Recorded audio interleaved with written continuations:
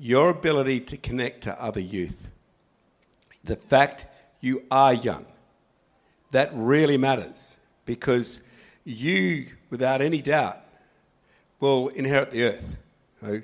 I won't be here. You will be in charge. And you've got to make sure everybody knows that. The steps we take today will impact for when you hand over the reins to the next generation. These steps today are your most critical steps. The world will either swing towards more greenwashing, more burning of fossil fuels to make, say, hydrogen. You've heard of this complete lie called clean hydrogen. Have you heard of cancer-free tobacco? Or have you heard of clean coal? I mean, these are just straight-out lies. There is only one clean form of energy on Earth, and it's green hydrogen. Yes, we're starting to make a great deal of green electricity, and you can plug that in, but that works for some of the time. The sun's got to be shining, the wind's got to be blowing. When that doesn't work, you need a massive battery. No battery in the world is big enough.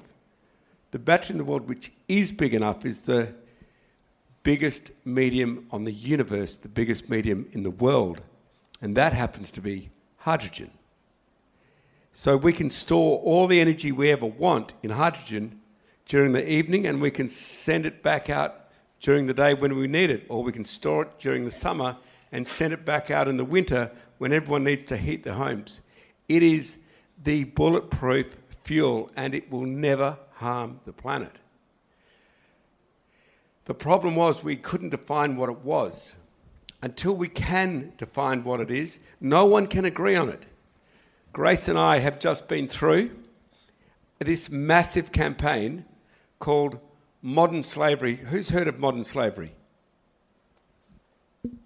Righto. Well, I can assure you only a few years ago, no one would have, because we didn't agree on what the term was. You had India arguing with Indonesia, China arguing with North America. Was forced child marriage, was that slavery? Some people said, no, that's forced child marriage, it's something different. Now we all know that if you're forced, like a forced marriage or a forced child marriage, or you're forced to do labour, or you're taken away and you're forced to do stuff you'd never voluntarily do, that's just caught now in one big term called modern slavery. And guess what? Governments around the world are now legislating it out. We'll get rid of modern slavery because we now know what it is. We've all agreed. So 1 hour ago, I was chatting to the United Nations, and I let them know that I was coming to this meeting. And I also let them know, with great celebration in my heart, that the world has declared what green hydrogen actually is. It's made from renewable electricity, sun and wind only, not nuclear, not coal, not this, not that, which will cook your planet, but just renewable electricity. It will produce less than 1 kilo of carbon for every kilo of hydrogen. That to me sounds like a lot, right?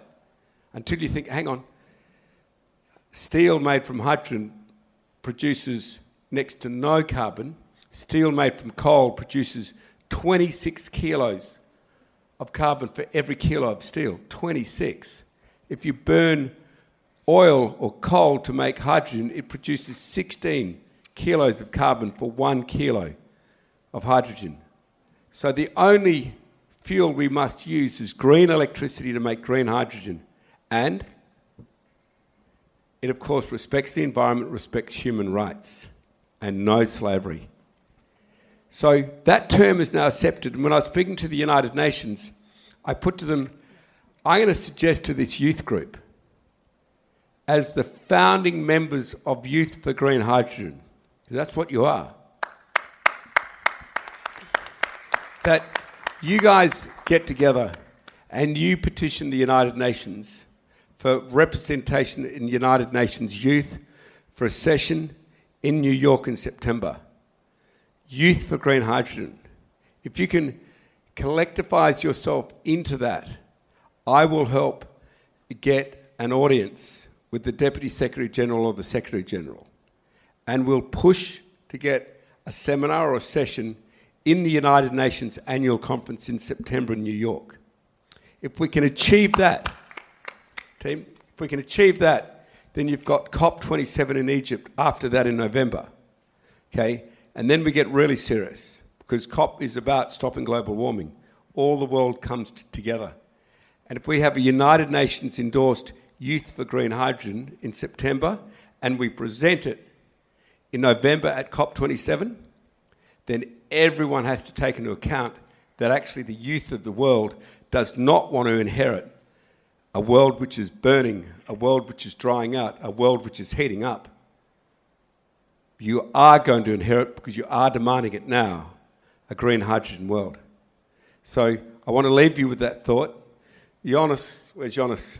He had to run, but I'll make sure that we get your names, your numbers, and you guys organise yourselves, and then I will support you.